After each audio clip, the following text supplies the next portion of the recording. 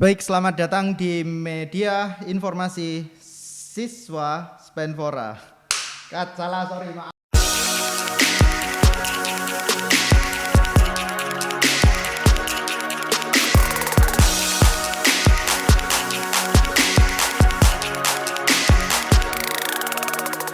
Baik, selamat datang di podcast MIS, podcast media inspirasi siswa Spenfora.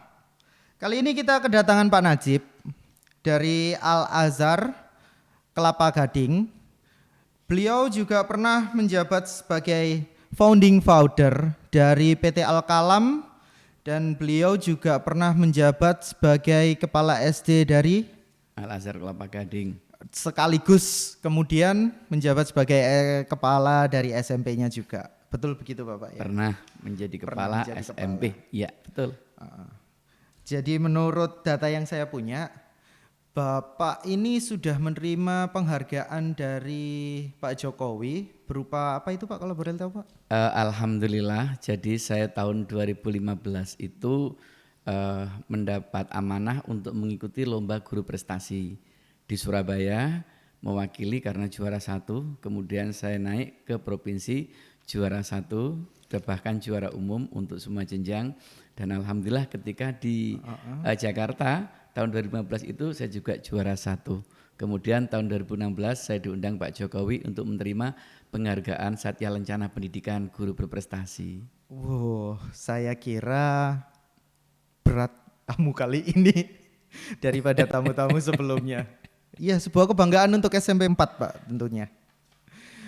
Jadi Bapak Najib ini selain juga sebagai guru, beliau juga pernah menjabat sebagai direktur dan sepertinya beliau cukup memiliki inspirasi yang cukup ya untuk anak-anak biar bisa sekolah lebih rajin agar bisa menjadi Pak Najib lainnya. Iya, semoga gitu harapannya ya Pak. Gini Pak, Bapak kan ini menjabat sebagai founding founder ya Pak ya. Ya. Otomatis saya kira referensi bacaan Bapak cukup banyak pasti ya. Alhamdulillah, mudah-mudahan. Kalau bacaan favorit siapa Pak kira-kira penulisnya? Sebenarnya sih penulis itu semua buat saya favorit. Yang penting temanya terkait dengan pendidikan. Jadi saya selalu baca kalau ada buku-buku baru terkait dengan pendidikan, karena yang namanya pendidikan itu terus berjalan, tidak bisa kemudian kita diem. Yang namanya perkembangan itu dinamis sekali. Dinamis, jadi iya. Walaupun ya mohon maaf Bapak sudah seusia gini tapi tetap mengikuti perkembangan penulis baru, perkembangan ilmu-ilmu baru yang ada di dunia pendidikan gitu Pak ya. Insya Allah begitu, karena yang namanya pendidikan itu nggak boleh kemudian kita ngikuti model yang lama. Yang lama itu memang tidak kita tinggalkan, tetapi proses yang baru harus kita ikuti. Jadi nggak ada arogansi ya dari senior tua gitu, nggak ada ya. Nah, insya Allah sama. Kalau kita lihat yang senior itu biasanya pengalamannya ada, tapi yang muda-muda itu biasanya di era milenial itu di bidang perkembangan IT itu yang dahsyat, itu yang muda-muda itu biasanya seperti itu. Iya, insya Allah. Kalau pengarang lokal Pak, maaf, pengarang-pengarang favorit? Makanya saya itu tidak memfavoritkan siapapun, tetapi kalau ada buku-buku bagus itu saya langsung tertarik, karena banyak sekali penulis-penulis di Indonesia itu yang bagus-bagus. Sebenarnya mereka sudah banyak untuk bisa menuangkan ide-ide, dan itu kami belajar dari para penulis-penulis yang ada, termasuk yang baru-baru ini almarhum Pak Munib Hatib, itu penulis yang keren banget, termasuk Pak Jamil Az-Zaini, itu adalah guru-guru motivator yang kami selalu belajar dari beliau-beliau itu. Oh gitu Pak. Kalau misal terkait gini, Pak Najib ini kan founding founder dari PT Al-Kalam, salah satu produsen buku. Untuk Bapak sendiri, itu ada nggak standar khusus dari Bapak? Jadi PT Al-Kalam ini harus menghasilkan produksi yang baik dan barometer baik itu seperti apa? Oke. Jadi untuk proses menulis, karena saya termasuk membimbing penulis-penulis pemula kebanyakan dari sekolah-sekolah, termasuk mendapat tugas dari Dinas Pendidikan Kota Surabaya membimbing guru Surabaya dan saat itu ditarget bisa mencetak 1.000 judul buku dalam 2 bulan. Ternyata alhamdulillah dengan motivasi itu bukan 1.000, 2.000 lebih karya tulis judul buku diterbitkan di Surabaya. Artinya ketika guru-guru itu sudah punya kemauan, maka kemauan itu akan meledak. Yang jadi persoalan saat guru-guru punya kemampuan tapi kemauannya lemah, maka meskipun dia pintar, meskipun dia mampu, tapi dia tidak akan pernah menghasilkan karya. Gitu Pak ya. Terkait menulis, saya kira pasti masih untuk sekarang. Untuk sekarang nih, seperti minat baca yang ada di Surabaya itu apa sudah cukup Pak? Kita bicara skop yang pendek dulu ya Pak ya, mohon maaf. Tapi menurut Bapak untuk Surabaya sendiri apa sudah memiliki minat baca yang cukup bagus? Kalau minat baca saya kira bukan hanya di Surabaya, ini problem besar buat kita semuanya. Kalau membaca buku itu masih lemah. Tapi kalau membaca HP itu sangat kuat.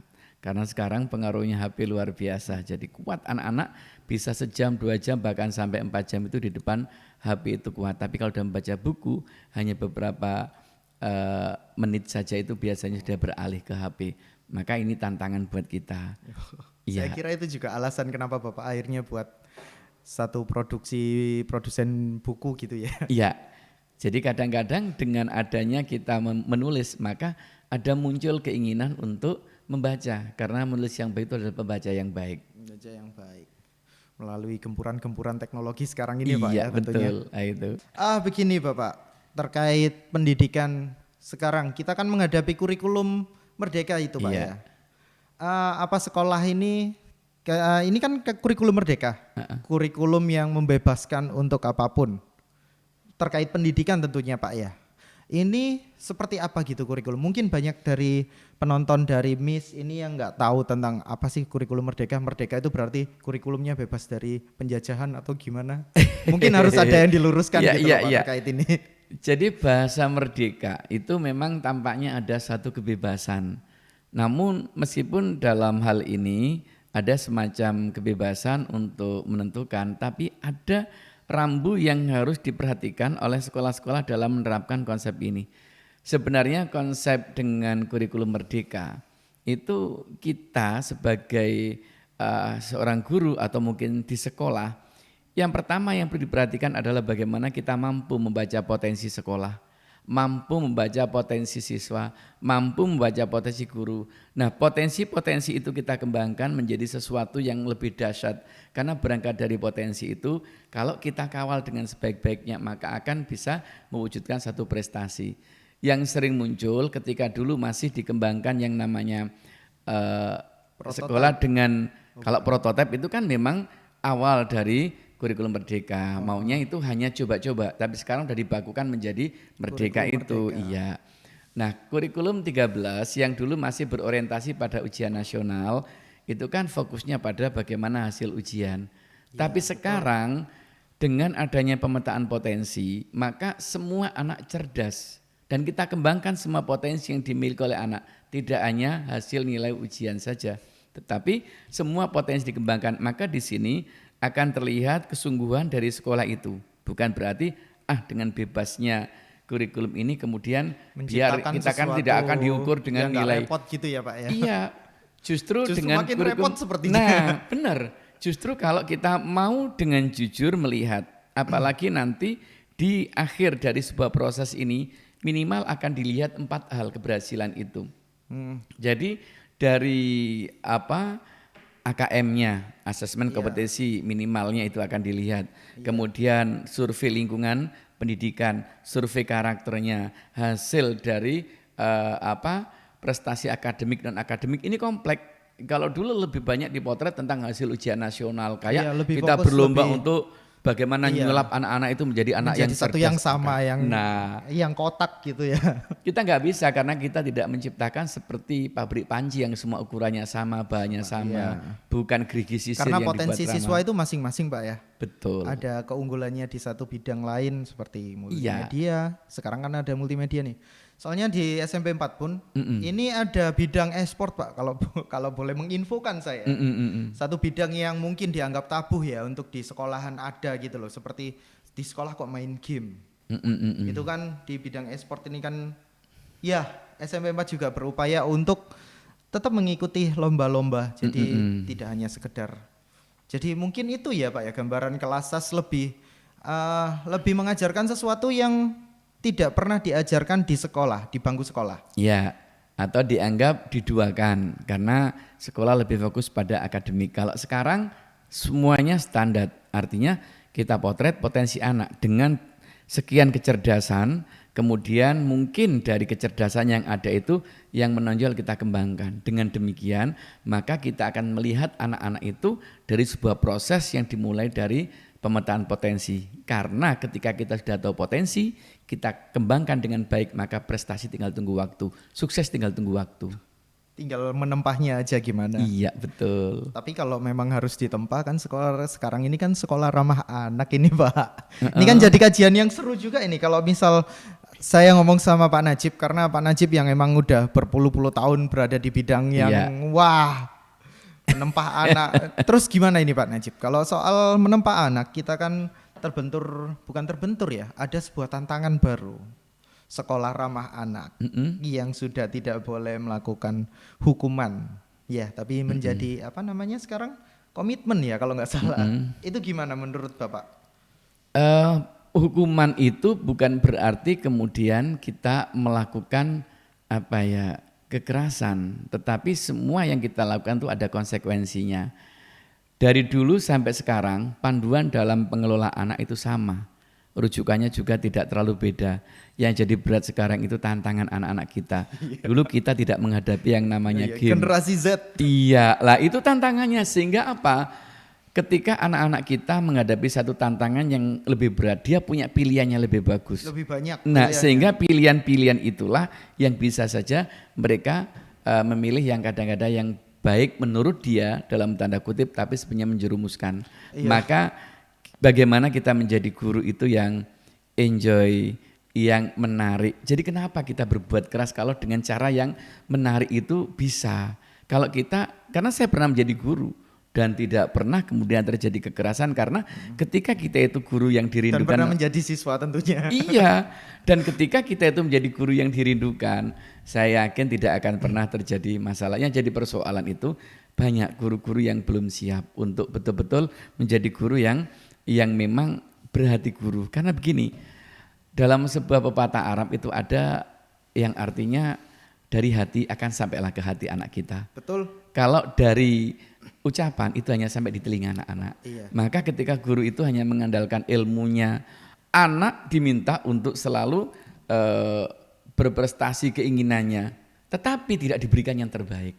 Sebenarnya berikan yang terbaik, anak akan bisa menjadi yang terbaik. Ya, bahagiakan anak-anak, maka kita juga akan dibahagiakan oleh yang lainnya. Tentu. Jadi ini yang terjadi. Kita emosi, kita marah kadang-kadang karena kita menginginkan sesuatu antara harapan dan kenyataan itu nggak nyambung, ada gap. Iya, sama seperti anak-anak ini dimarahin nih kalau misal tidur di ruang kelas, tapi gurunya juga tidur di ruang guru.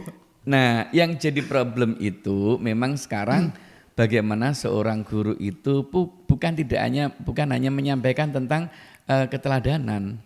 Tapi guru bisa menjadi teladan, itu yang paling penting karena menjadi teladan ya Pak. Menjadi teladan, bukan hanya menyampaikan teladan, menjadi teladan. Karena dalam sikap tingkah laku di masyarakat, di sekolah, di depan anak-anak, maka guru ini tanpa mengajarkan keteladanan sudah memberikan contoh. Secara tersirat Pak ya. Iya, tersirat dan tersurat ketika kita harus memberikan keteladanan itu. Gitu.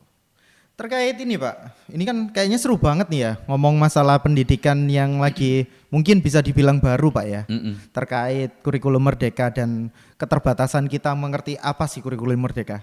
Saya ingin bahas mengenai suatu ideologi yang harusnya menjadi tanggung jawab Pak Ki Hajar Dewantara yang menjadi landasan teori, landasan pembahasan dan apapun di pendidikan Indonesia. Untuk Ingarso Sing Tulodo, Madya Mangunkarso sampai Tutwuri Handayani. Ini untuk ideologi ini apakah masih korelit Pak sama generasi-generasi milenial dan generasi Z sekarang ini? Sangat Sangat Justru korelasi. sangat memiliki Iya. korelasi ya. Anak-anak saat ini kehilangan keteladanan dan guru itu bisa menjadi teladan utama bagi anak-anak. Yang lainnya saya belum begitu percaya. Sekarang yang lagi percaya saya kepada perkembangan masa depan anak-anak itu ada iya. di guru dan orang tua. Optimisme Dua ini. kepada generasi-generasi muda Iya, ini Pak ya. dan guru itu di depan itu memberikan contoh. Maka yang disampaikan oleh Ki Hajar Dewantara sangat pas. Sangat Jadi pas. tidak menyampaikan tentang keteladanan, tapi bisa menjadi teladan di depan, bisa menjadi teladan. Iya. Di Dan tengah ketika pun, di tengah mendampingi anak-anak Iya. kita, karena anak-anak kita butuh pendampingan, dan yang di belakang betul-betul memberikan motivasi yang kuat buat anak-anak kita. Jadi nggak ada yang nggak relevan, itu semuanya sangat relevan dengan kondisi yang sekarang, bahkan sampai kapanpun itu. bahkan kayaknya untuk 10 sampai mungkin 100 tahun ke depan sepertinya itu cukup correlate ya Pak. Iya, betul, itu sudah sangat korelasi, tidak terbuang. Itu konsep yang sangat ideal yang saya pegang oleh Ki Hajar Dewantara. Terus terkait guru-guru muda ini Pak, kan banyak yang bilang masalah terus guru muda ini buat apa gitu loh. Justru harapan kami, guru-guru muda ini menjadi generasi yang pembaharu. Artinya apa? Jika selama ini guru-guru yang dianggap senior itu punya pengalaman yang luar biasa, maka guru-guru muda itu juga berguru kepada yang senior. Tentunya yang punya pengalaman. Ya, kemudian yang muda-muda itu biasanya dikuatkan dengan IT, era milenial. Maka jangan berjalan sendiri. Bimbing yang sepuh-sepuh itu, yang sudah senior-senior itu, Loh, supaya tidak justru ketinggalan. yang muda itu malah butuh lebih banyak belajar kalau menurut saya. Dalam hal IT itu yang mudah, yang biasanya punya kemauan tinggi, sementara yang sudah senior biasanya memang punya pengalaman di dalam pedagogiknya, kemudian bagaimana strategi pengajaran. Tapi mungkin ketika kita bicara terkait dengan IT itu yang muda-muda itu dahsyat. Bahkan anak-anak di usia SMP pun bisa mengalahkan kemampuan gurunya ketika bicara IT. Tentang pemanfaatan penggunaan IT. Ini memasuki era Society 5.0 dan pemanfaatan itu dibutuhkan. Berarti sepertinya memang konsep arek yang udah arek yang aman, rekreatif, edukatif dan Kegotong royongan. Kegotong royongan itu Iya. memang sepertinya harusnya kompatibel dengan era sekarang ini Pak ya. Iya, karena arek itu penguat. Arek Iya. itu penguat kurikulum merdeka, penguat karakter. Artinya apa? Kenapa Surabaya itu kok memilah antara jam 7 sampai jam 12 itu merupakan materi-materi yang dalam tanda kutip itu akademik. Karena masalahnya di saat pagi sampai siang itu masih fresh, anak-anak masih bisa diajak berpikir dengan jernih. Kemudian untuk kegiatan-kegiatan yang sifatnya rekreatif, intrakurikuler, penggalian bakat yang di luar kelas atau mungkin di dalam kelas nggak ada masalah asalkan materi-materi itu bukan materi-materi yang dalam skala untuk berpikir yang lebih berat. melampaui Tapi di dari sini tingkat sudah SMP itu ya. iya, jadi di sini sudah mulai untuk diajak bagaimana sekolah memetakan Mulai potensi, terbuka. mengembangkan sehingga di siang yang 2 jam itu bisa diisi ekstrakurikuler, bisa untuk P5, kemudian bisa juga dipakai Lebih untuk ke arah teknis langsung iya, Pak ya. jadi nggak hanya langsung sekedar potret materi. dilakukan. Kalau misalnya pun kita punya data yang luar biasa banyak, anak kita punya potensi, bisa dikomunikasikan dengan orang tua. Artinya apa? Anak ibu punya potensi, maka berapa banyak anak yang lahir bukan hanya dari sekolah, dan juga tidak sedikit yang dari sekolah. Sehingga butuh yang namanya kegotong royongan, berkolaborasi. Jadi sekolah dan orang tua itu selalu bersanding, nggak bisa terpisah. Jadi memang konsep arek ini sepertinya nggak terbatas di siswa saja nggih, tapi juga Iya. termasuk di semua sivitas yang ada di sekolah ya. Baik, termasuk Utamanya. orang tua pun bisa diundang sebagai narasumber ketika itu materi-materi yang mungkin dibutuhkan keahlian orang tua yang punya. Iya. Jangan Kalau memang orang ditinggalkan tuanya orang tua. misal jago banget trading nih ya, lah kan Nah. lagi era-era sekarang ini kan lagi wah informasi masalah trading, Iya. masalah kripto dan lain-lain Nah. yang turun harganya anjlok. Mungkin kalau dari orang tua ada yang punya kompetensi memungkinkan ya kalau memang diundang ke sekolah sebagai Oke. tamu atau pembicara. Guru tamu itu sudah biasa masuk sekarang ke- itu. masuk guru tamu. Jadi gitu. guru tamu itu sudah biasa jadi program sekolah. Jadi mungkin ini menjadi referensi baru ya untuk SMP 4. kalau memang kompetensi dari wali murid yang mungkin ada kompetensi yang luar biasa bisa diundang untuk setidaknya ada di podcast ini dan menjadi guru tamu yang mengisi SAS tentunya ya Pak ya. Oke, Gitu Pak ya. Iya bisa. Terus apa lagi nih Pak? Tadi udah. Buku Bapak pingin punya ini enggak? Langsung aja, siapa tahu nanti ditangkap. Bapak punya harapan enggak atau keinginan terkait apa gitu pendidikan di Indonesia? Bapak ini kan lebih ke suka baca, tapi baca informasi mengenai referensi soal bagaimana pendidikan yang ideal, pendidikan yang seperti apa. Harapan Bapak untuk pendidikan skupnya kita buat skup kecil aja di Surabaya saja. Jadi kalau yang digagas oleh Pak Cak Eri dan juga Dinas Pendidikan Kota itu sudah sangat bagus ketika arek itu kita jalankan, karena arek itu penguatnya karakter, dan karakter itu yang nomor satu. Kita dahulukan moral baru ilmu pengetahuan. Kalau kita lebih melompat ke pengetahuan sementara moralnya kita tinggal, kita akan terjadi banyak masalah. Maka dahulukanlah yang namanya moral, baru kita kembangkan pengetahuan dengan baik dan bersanding. Yang tidak kalah penting, yang terakhir, yang ketiga adalah bagaimana sekolah itu memberikan kebermanfaatan buat anak-anak. Jangan sampai anak itu banyak di sekolah tapi kehilangan kebermanfaatan sehingga waktunya habis tapi tidak dapat hasil. Itu yang perlu untuk digagas oleh sekolah. Dijaga oleh sekolah-sekolah dasar tentunya Pak ya. Iya. Seperti halnya pepatah yang bilang ilmu tanpa agama buta, sementara agama tanpa ilmu itu hampa. Nah, begitu Pak ya. Jadi memang kayak seperti apa tadi Pak yang terakhir? Kebermaknaan pembelajaran, kebermaknaan, meaningful memang, learning. Iya, menjadi diminta untuk menjadi meaningful learning dan menjadi valuable person gitu kayaknya. Sedikit tuntutan gitu ya, bukan tuntutan Pak ya, lebih ke tanggung jawab guru sekarang ya, karena untuk mengikuti dunia seperti itu mungkin ya. Ada lagi mungkin Pak? Saya kira cukup untuk pertemuan kali ini, artinya penguatan dalam SAS atau pendidikan karakter, 3 hal utama. Bagaimana kita bisa menanamkan moral yang kuat buat anak-anak, kita bisa memetakan potensi dengan kecerdasan yang beragam, kemudian yang ketiga kita berikan pembelajaran yang bermakna di sekolah itu, sehingga diatur dengan jadwal yang luar biasa. Jika jam 7 sampai jam 12 itu pelajaran-pelajaran yang butuh untuk energi yang pemikiran yang luar biasa, sementara yang siang buatlah anak-anak itu setidaknya merasa senang ada di sekolah, bahkan butuh tugas-tugas selesaikan di siang itu.